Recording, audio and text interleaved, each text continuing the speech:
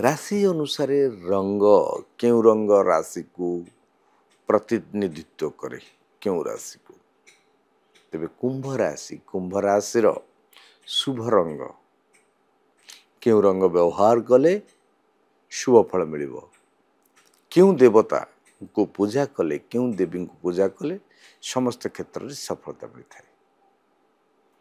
तेबे कुंभ राशि व्यक्ति विशेष इष्ट देवी होउचंदी माँ दक्षिण काली बा माँ काली। माँ काली को राशि लड्डू अर्पण कले शुभ फल मिलता है एवं इष्ट देव होउचंदी हनुमान।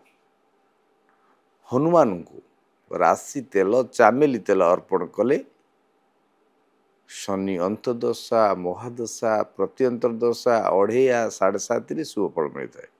तेबे शुभ रंग कथा ही विचार करुले शुभ रंग ब्लू बा नील रंग अति कम रे शनिवार दिन परिधान करने सहित नील रंगर गाड़ी बा ब्लू कलर गाड़ी आप जदि व्यवहार करती आपण जीवन बहुत शुभमय हम।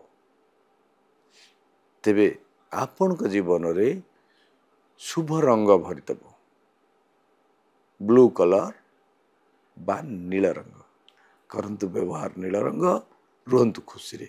जय जगन्नाथ।